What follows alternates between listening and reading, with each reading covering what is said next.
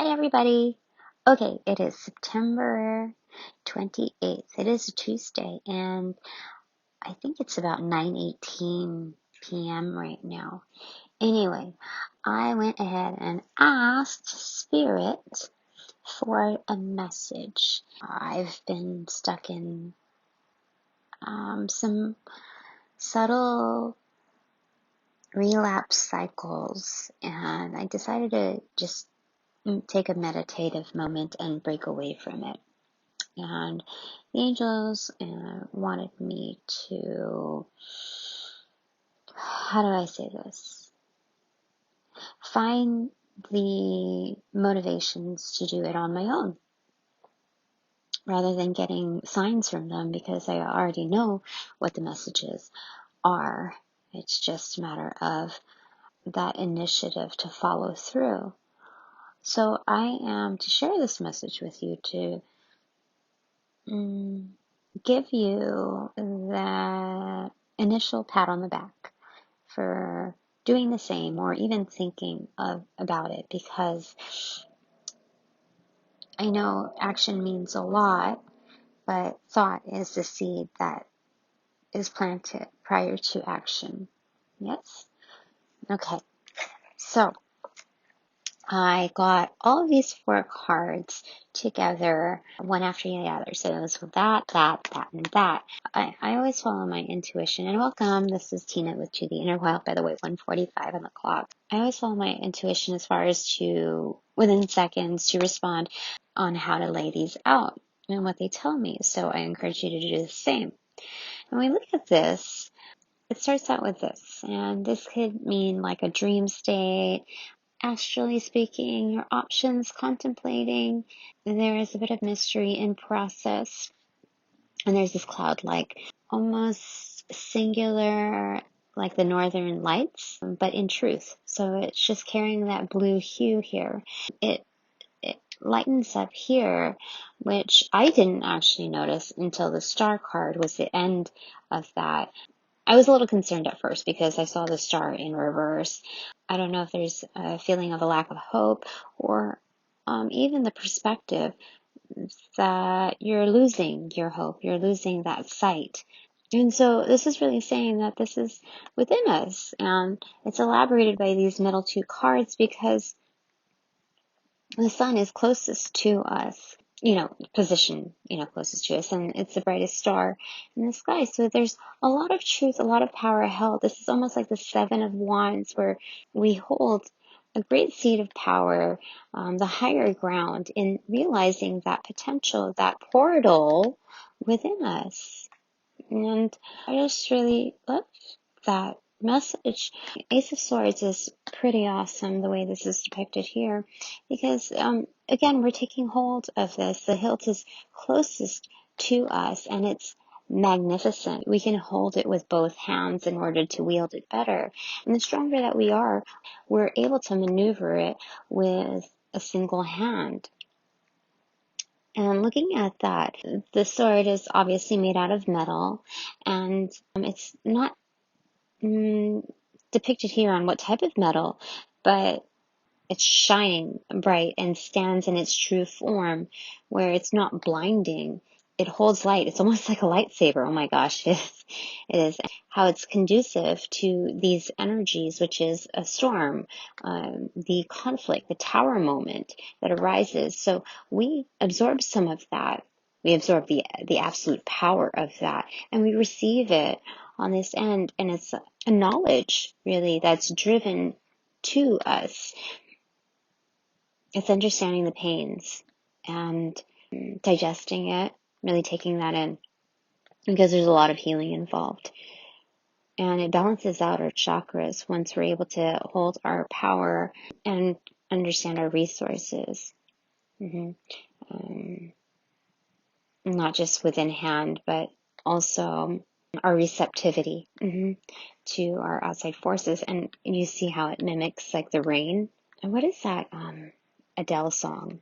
Something rain? It's been a long time. But it's carried out through here, the solemn nature, and this wilting flower. Notice that it's Five of Pentacles, and here it's open, but it's release of feeling a lacking in any aspect.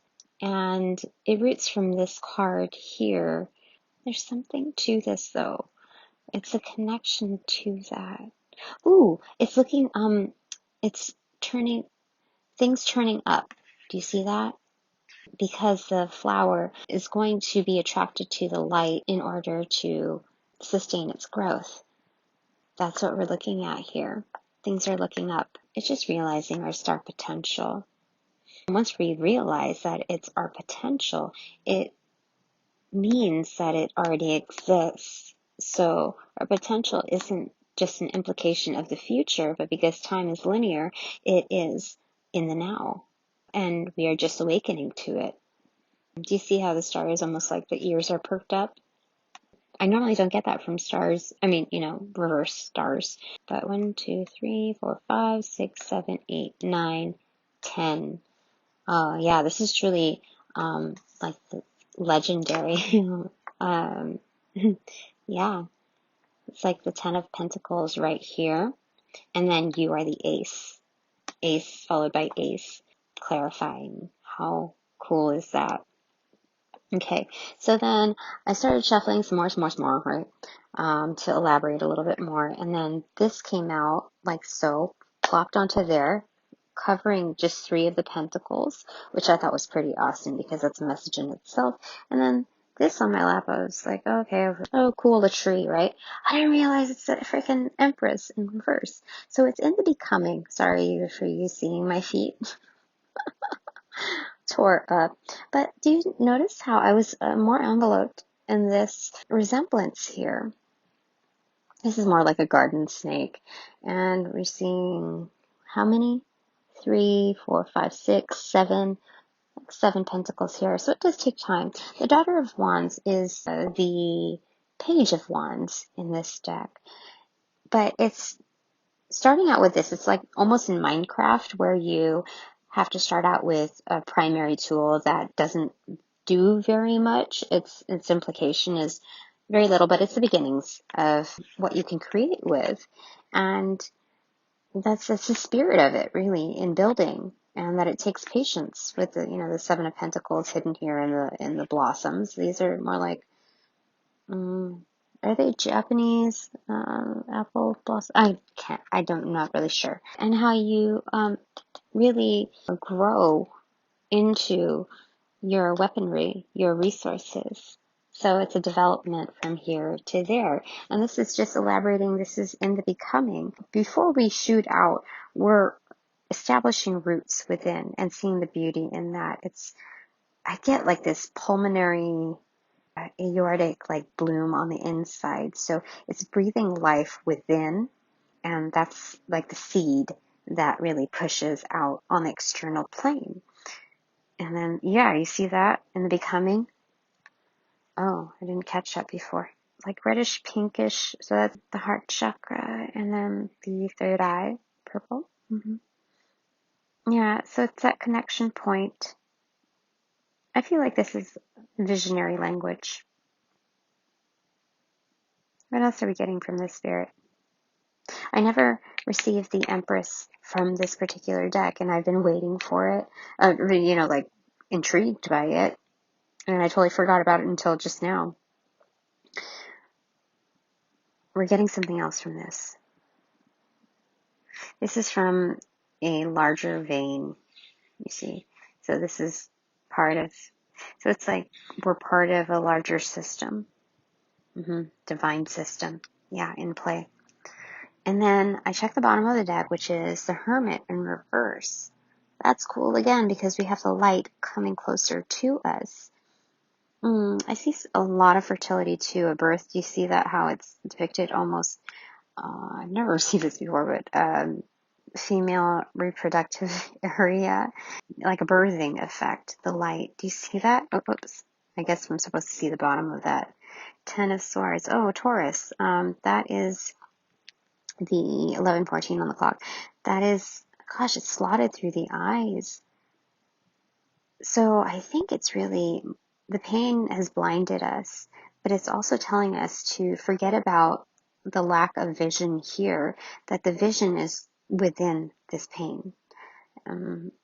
So it's the year of the bull or ox. There's very different references, but yeah, transformation, weighing the depth of this interplay, this yo-yo effect. I feel like even though when butterflies take flight, it's simultaneous, like a mirrored flapping, right? It's not like one, one, one, one. So it's not like a yo-yo effect in that. But that constant movement, that interplay is a pulsating between where these pentacles go. So it's the high and low, high and low. It's the dynamic of flexing in between. Ah, that's what it is. The in between, the becoming. Yeah. So, oh gosh, there's something hidden there too. Okay. Ace of Cups. Oh my goodness. Cool. So there's a lot of beauty, and this is pointing to intuition and creativity. This is divine love. You see the scaling in the background. So that's center point, blue and yellow. If we carry back to here, taking the hilt of it and taking the bull by the horns, right? No, yeah. What are we saying here? Yeah, the cup is within. It's like the Holy Grail. You see that, like, it's furry, almost like this. So bulls are determined. They can be stubborn, but it's not a reversal. So this is ever present. Our pains. Yeah, we don't forget about them, but we are able to forgive them and move on. It's like being lifted, lightening the load already. Yeah. So then when we take this into perspective, it's almost like a maze. It's dizzying, staying within this shell, within these thought processes. But it does lead to growth, assessment, discernment, fine-tuning that. But it leads to ultimately to a birthing outwards. I think that's really what Spirit wanted to say. Is there anything else? You want to go ahead and cut the deck? All right, Spirit. What is your message for those that are watching when they receive this message? Okay. Supplementary, what do you want to tell them? Father of Wands. Okay, so that is, oh gosh, King of Wands. Taking your power back. Its ultimate command. I think this is a King Cobra, but it has no hands, it has no limbs, but it's able to carry this wand. Despite the lacking that we've felt before, based on historic events, we're not seeing that as a disadvantage. We find a way to hold this wand, hold it erect, and the only way we can do that is to really stand erect. It's a balancing, it's a support system. See, it's not like gripping it, because there's another way in order to hold this up. It's ringing around it. So it's not having that death grip. It is a balancing act in its own. Yes. We have that really depicted here. Same coloring here. I feel like there's one more, though, that we want to... Okay. Alrighty. The Seven of Wands. Yeah. Again, looking at that. The higher ground. Yeah. Back to here. So I think that really closes the reading. And seeing this, it's not in combativeness. When you really hold your light up, others can see that. It's like you're parting ways. You're not parting ways from each other due to differences or conflicts. It's the realization, almost like an awe. Like these are awestruck and they're celebratory figures in the end. It's like opening up perspectives on each side. Like everybody gets, aw, that's sweet. Everybody gets to learn from each other to do the differences. Yeah, that's cool. because you're also lighting up the others along the way. You're not putting them on spot. You're not putting them on blast. You are shining light upon, it's shining light upon them. And it's not just your light, you're shining light on their light. Yeah, it's illuminating them. They're intertwining almost. They're conversing. They're no longer separated. They're no longer in combat.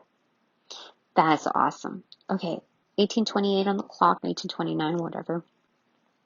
I hope you found that helpful. Is there anything else? I feel like there's something really close to this. Ooh, is it a budding? I'm trying to see. It's like an eye, but it's like a reptile's eye. It's growth. It's seeing that light within you. You see, even the sun is like right there, right at the tip. Yeah, that's cool. I think that's it for now. Well, thanks for joining me. Thanks for joining Spirit. Thank you, Spirit, and angels, and higher selves, and guides of those that are watching. If you feel called to it, please hit the like button. It would certainly help me out. And please consider subscribing, hitting the notifications bell, commenting, of course, that's always welcome. And if you feel up to it, feel welcome to donating to my channel. I certainly appreciate it. Other than that, I will see you again on the next one. Have a wonderful day. Bye for now.